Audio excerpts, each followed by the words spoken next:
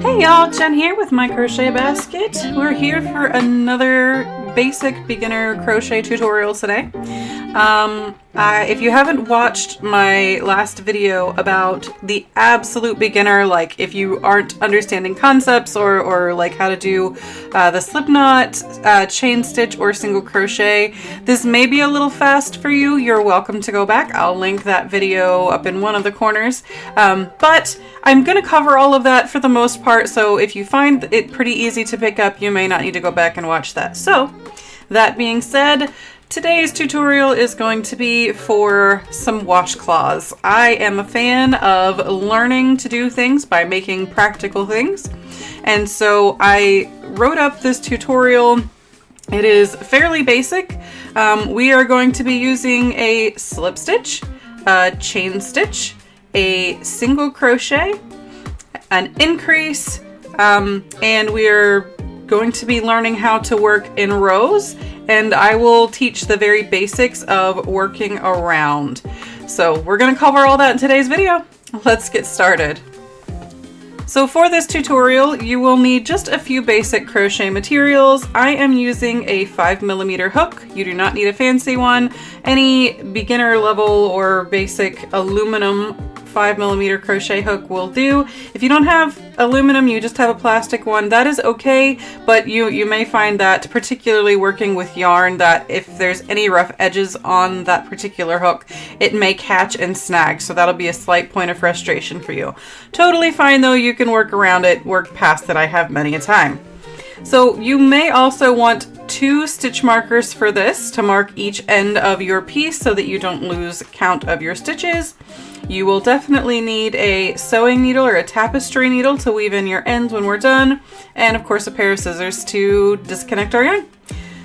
And for today's yarn selection, I am going to be using some Lily's Sugar and Cream. You do not need to use this particular yarn. I will say that it's beneficial if you are making a washcloth that you want to be able to use regularly instead of like maybe just making that into a coaster or something for decorative purposes. I do recommend something that is a cotton or, you know, a mostly cotton blend. Cotton tends to be 100% machine washable and dryable, so when we're done with this, you'll be able to add it to your collection in your house and put it to some good use. I am using the color today called Coral Rose, which I think is absolutely perfect for a little bit of springtime flair. So let's begin. Okay, so I've got this ready to go. So we are going to be starting this with a slip knot. How you work a slip knot is you take the tail of your yarn, lay it across your palm, and then I'm going to take the working yarn and I am going to wrap it around my first 2 fingers until it crosses over. You'll see that I've crossed it right here. Now I'm going to insert my hook from the front to the back, going under the first loop and grabbing the second and pulling it back through. So now that I've got this loop securely on my hook, I can pull my fingers out, and to tighten this up into a slip knot, I am going to pull gently from both ends.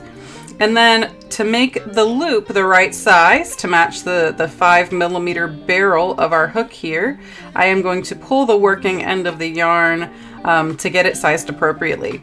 Now I will tell you a tip for tension and gauge. This section of your hook is called the barrel or the neck, and it is the 5mm part of this particular hook that's labeled as 5mm.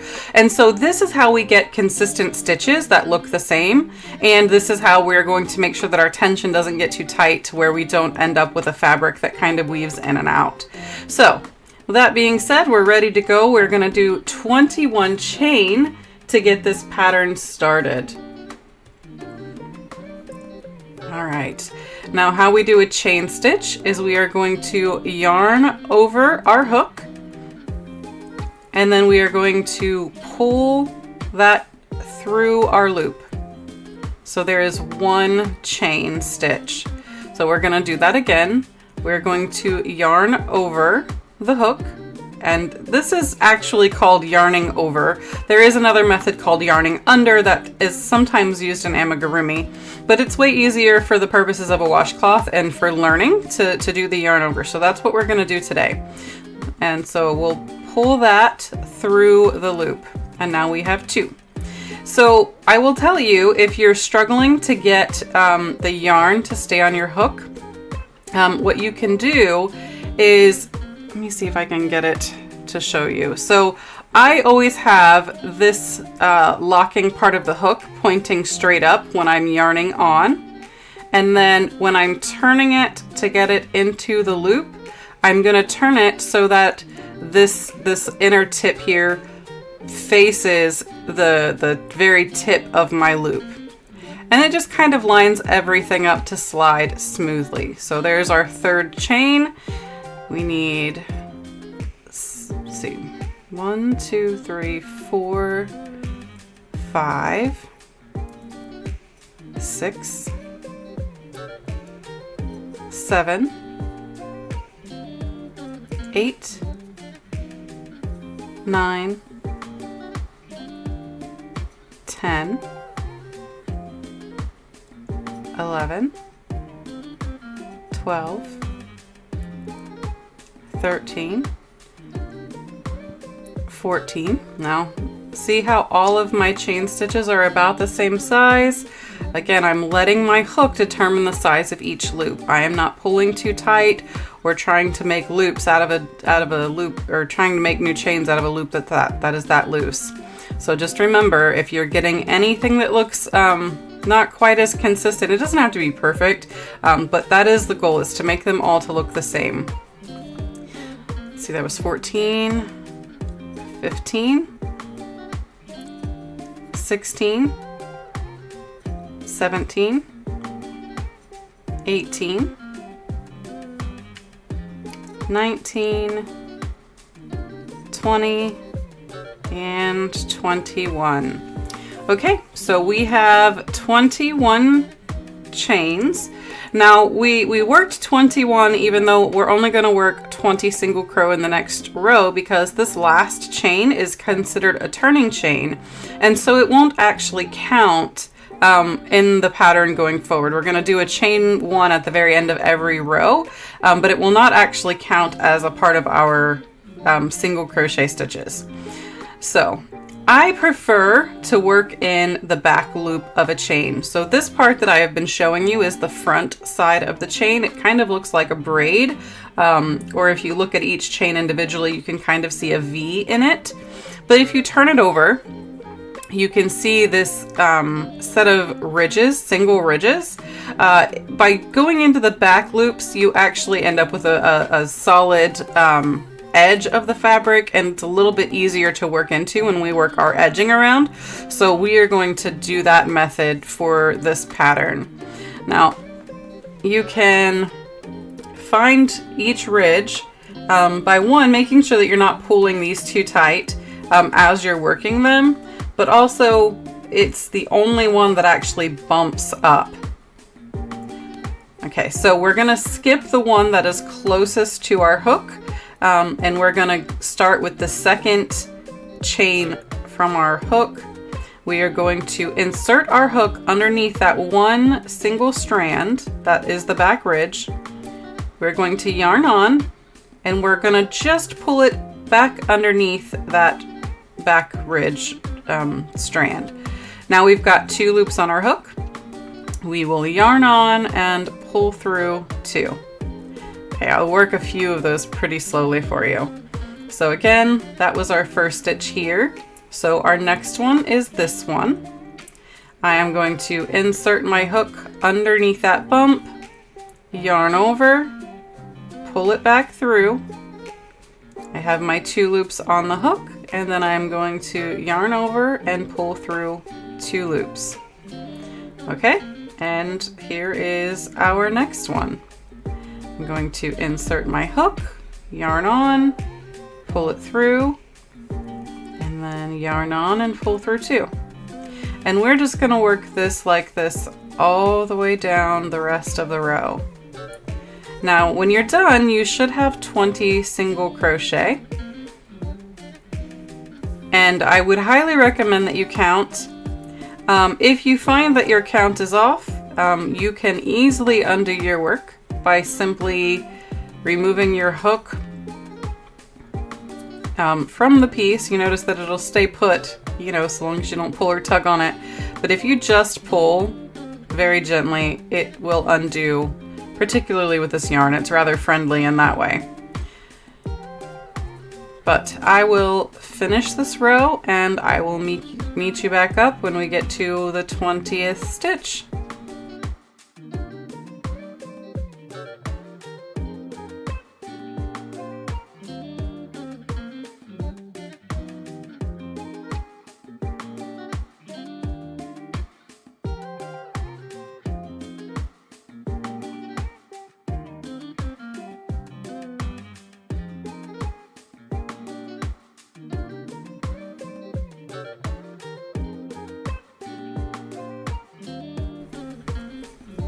Okay, so this is our last chain that we're gonna work into.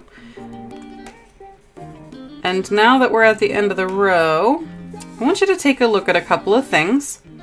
The easiest way to count your stitches is by counting each V on this single crochet row. It should be pretty easy to count up. If you find that your count is off, in all seriousness, it is not going to ruin your washcloth, at least on this first row. The key to crochet looking good is consistency. So if you only have 19 single crochet on this row, then you want 19 stitches in every row thereafter. But for this particular pattern, I really do recommend that you aim for the 20, because in one of these repeat rows up here where we get a little bit of detailing into the washcloth, your counts may be off, and that might be a bit of a struggle for this particular pattern. So if you can go back and adjust, please do. If you're really struggling to get your hook into your chain, you may actually want to go back and undo all the way to the chain at this point, or undo all the way through to your chain, and then redo your chain with a 0.5 millimeter size bigger if you have it. That way the chain stitches are a little bit wider for you to work into the 5 millimeter with the single crochet on that first row. But if you are good and everything looks okay for you, then we're going to continue. Like I said, we're going to chain one, and that is our turning chain, and we are going to turn our work. We're just going to turn it over and work right back down the other side. So the last time we were putting our hook and only picking up one loop. Well, this time you'll notice that all of these single crochet stitches have 2 loops that make up the V. We want to make sure that we're picking up both of those loops for this pattern. So insert your hook, yarn over, pull through, yarn over, and pull through 2, exactly like we did with the last row. So we're just going to work this down this row. I will tell you that we are going to be working this row and one more exactly like it.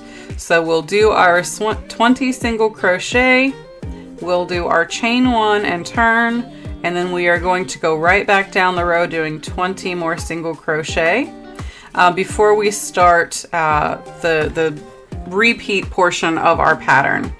So I am going to go ahead, I am going to finish off this row and do my next one, and I will meet you up when we are ready to start row 4.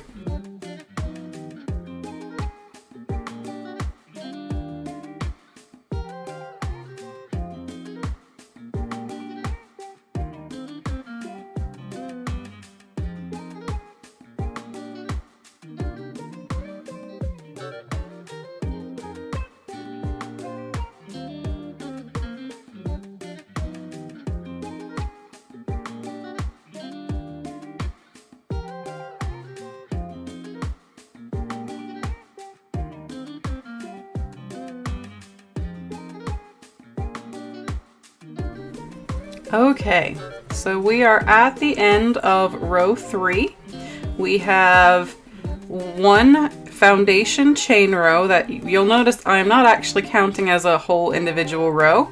The 3 rows that I am counting are the 3 rows of single crochet, and that is pretty standard on most crochet patterns. If it is worked up in rows, most often they do not count the chain as a row in the pattern itself.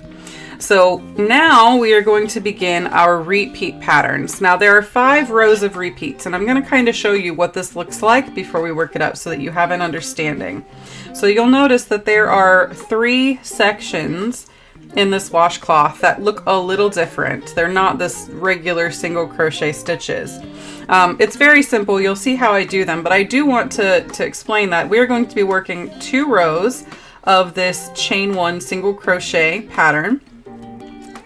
Down and back, and then we will work 3 rows of single crochet just like what we did when we started. So you'll notice that there are 3 rows here of single crochet, and then this section right here repeats, right? And so that's how we get to the end of our washcloth. So I am going to show you this repeat section, and then if you need to rewatch it to get it back to get all 3 sections done, you absolutely may, but I'm for sure going to just show you this repeat section, and then I will show you how to do the border of the washcloth. So just like we did in the regular single crochet rows, we are going to chain 1 and turn our work. So chain 1, and then we are going to, in our first stitch, we are going to single crochet. Now we are going to chain 1, and that chain 1 is going to replace the single crochet stitch. So we are going to skip this one, and we are going to work a single crochet into the second stitch from the last one that we worked in. So we will insert our hook under both loops just like before, yarn on, pull it through, yarn on and pull through 2. Okay, and then we're going to repeat that until we get almost to the end of our row. You'll see that it doesn't work out quite perfect, and that's on purpose. So we're going to chain 1, skip the next single crochet into the one after. And again, chain 1, skip the next single crochet, and then single crochet into the one after. Chain 1, single crochet, chain 1, single crochet, chain 1, skip that one, single crochet into the next. I'm just gonna slowly work my way down this row. Almost there. Do one more repeat of this. Now, you'll see that we wouldn't have 2 more single crochet to be able to do a chain 1 and then a single crochet. Again, I've designed it that way because I like the alternating chain versus single crochet look. And so we're gonna kind of work that in on our way back down that row. So for now, we're just gonna do 1 more single crochet here so that we get a nice solid edge of our washcloth. And as you could have guessed, we're at the end of our row. We are going to chain 1 and turn. Okay, now this looks a little bit different than what we had when we were doing our single crochet stitches, but the pattern is actually going to be an exact repeat with 1 slight variation. So we are going to single crochet into our first single crochet, and then we will chain 1, and we're going to skip this first single crochet. But now we have this chain 1 space that we need to be single crocheting into, and I am going to go underneath the entire chain stitch, yarn on, pull it back through, yarn on and pull it through both. So we have done a single crochet and we've created this gap. And so that's kind of what we're doing all the way down. So we're going to chain 1 over top of where the single crochet is in the row before, and then we are going to insert our hook underneath the chain 1 space below, yarn over, pull it through, yarn over, pull through 2, and repeat. So chain 1, single crochet in the chain 1 space, chain 1, single crochet in the chain 1 space. And we'll repeat that all the way down the row.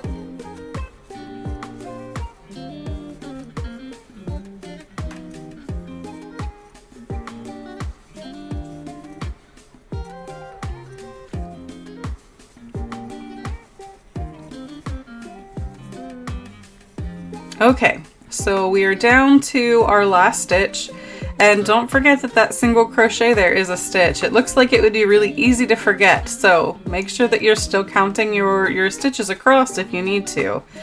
And I am going to go ahead, even though I did a single crochet here, I'm going to still do a single crochet in that last stitch so that we have a solid edge.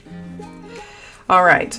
Now for the next 3 rows, we're just going to be doing 20 single crochet across. Now, just like we worked the last row with a single crochet in the chain 1 space, we're going to do that again. So I'll do a single crochet in every single crochet and a single crochet in every chain stitch this time. So we will insert our hook, yarn on, pull through, and then even in the next one, we're just working those single crochet stitches. Even in the spaces.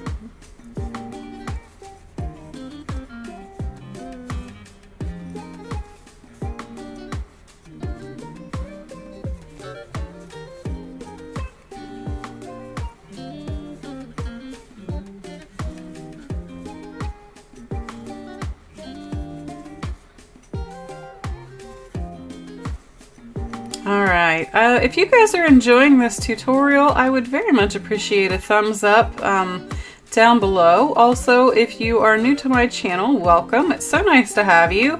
If you guys have any questions or if you have any specific requests that you would like to see me cover, maybe my tutorials resonate with you where somebody else's doesn't, or vice versa. I've had that happen as well.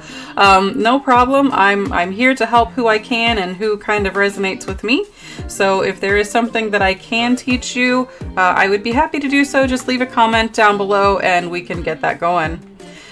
All right, so we're at the end of this row. I did do my chain 1, you'll notice. I am going to do 2 more rows of single crochet, which is exactly like we've done down here. And then I'm going to put it up on the screen for you. It'll be 2 rows of single crochet and then 2 rows of the single crochet chain 1 down both sides. Feel free to go back and rewind this to watch that explanation if you need to again. But I am going to get through these next 2, or I'm going to go ahead and work the 3 repetitions of this pattern to where we're at full size, and then I will catch back up with you so I can explain how the border works.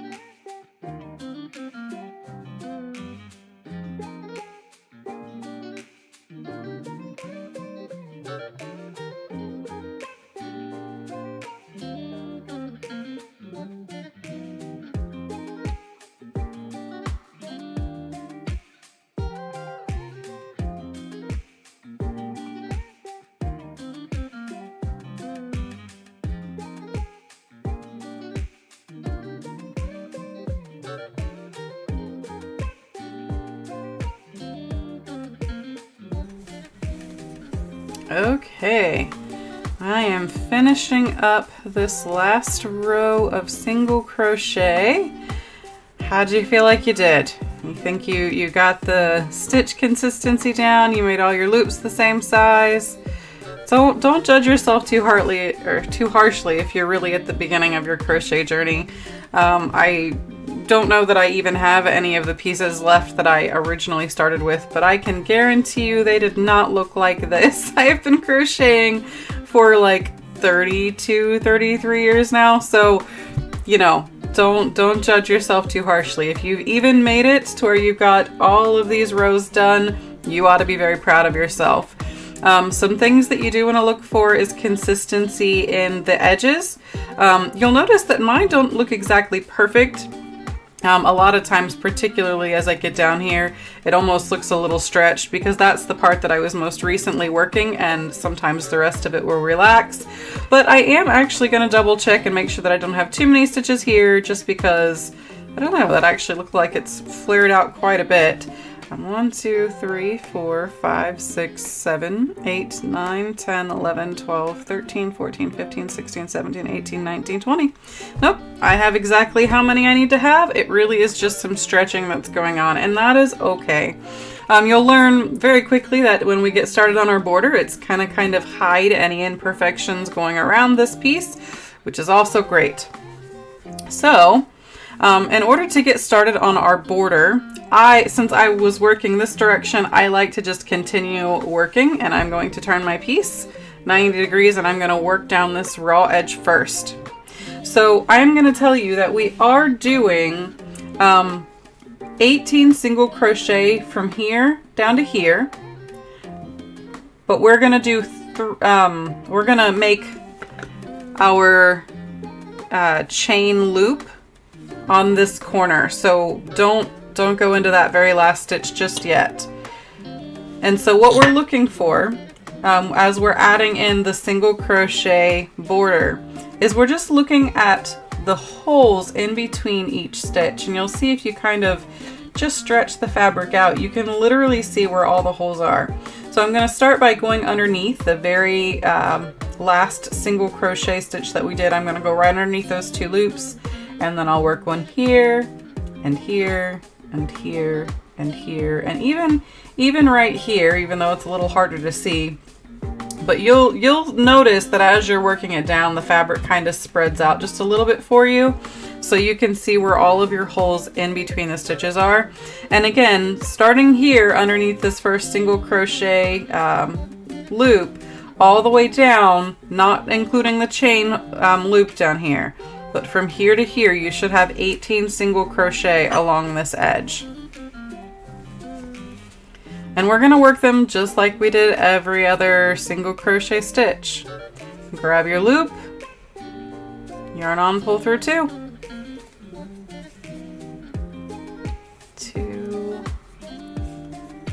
3. And this is where the chain 1 single crochet rows are, so those probably are a little bit easier to identify. There's 1.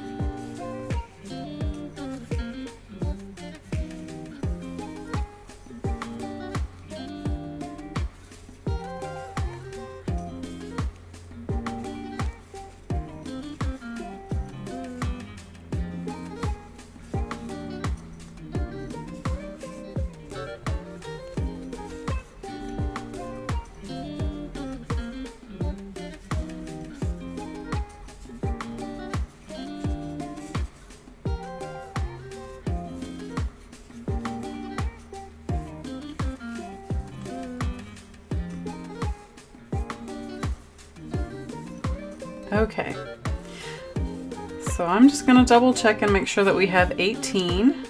1, 2, 3, 4, 5, 6, 7, 8, 9, 10, 11, 12, 13, 14, 15, 16, 17. Oh, one more. I missed my last one here. There's my 18th. Okay, now in this first chain stitch from where we began, I am going to do a couple of stitches all into that same stitch. So this is what's going to be considered an increasing stitch. And that is where you do more than one stitch into a stitch from the previous row. That is the definition of increasing. But for this, we're going to work one single crochet, and then I'm going to chain 6. So 1, 2, 3, 4, 5, 6. And then I am going to single crochet one more time into that exact same stitch.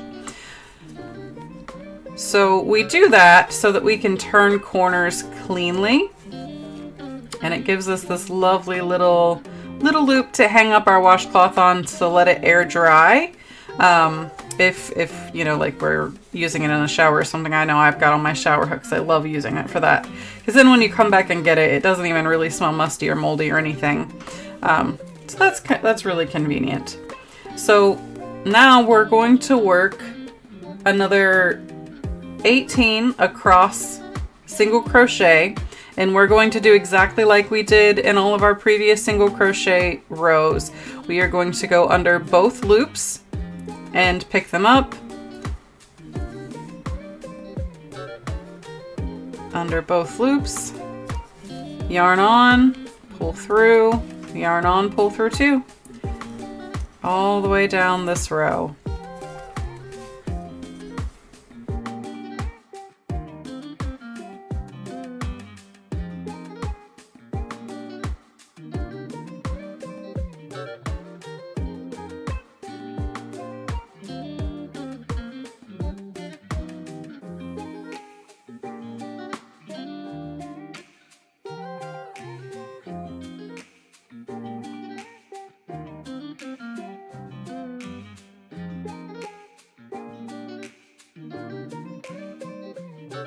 Okay, so I've got my 18 single crochet working all the way back down this edge. You notice that the 18th did not get me into that last single crochet or into that last stitch. I am going to work an increasing stitch, or a corner stitch in this case, because we're working it in a square. We're going to work 3 single crochet into that same stitch. So insert your hook, yarn on, pull it through, yarn on, pull through 2, and then right back into that same exact stitch, we're going to insert our hook, yarn on, pull through, yarn on, pull through 2, and then one more to where we get a nice clean 90-degree turn, work that last single crochet. Okay, now you should be to where your tail is.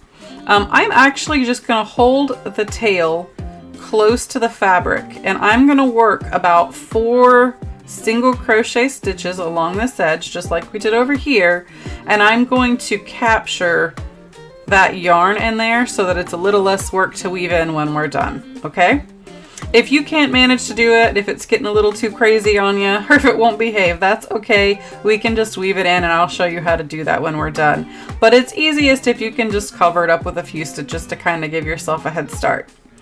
And so just like before, we're looking at all the spaces in between the stitches to work our single crochet in.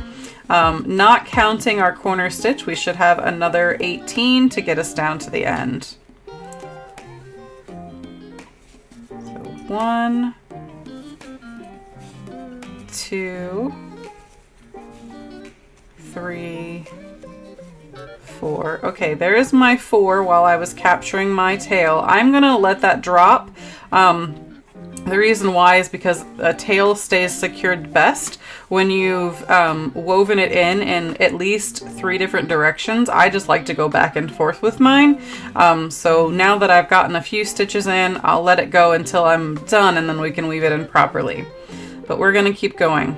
So 1, 2, 3, 4, 5, 6, 7, 8, 9, 10, 11, 12, 13, 14, 15, 16, 17. Oh, I totally lied, you guys. That 18th stitch goes right into that last single crochet, and that's okay.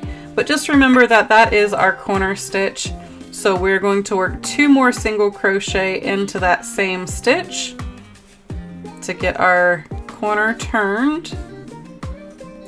And then we do want to go ahead. I know it probably seems silly because we worked this and it looks all the same, but it will skip out on this corner if we don't finish this and finish it off.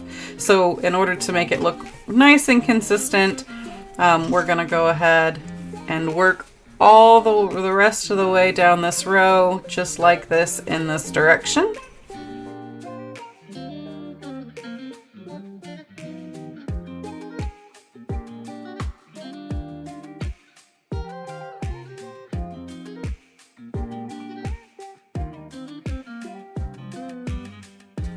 Okay, so we're coming up on our last single crochet stitch from this row. You'll notice that that's the same stitch that we worked our very first border stitch into.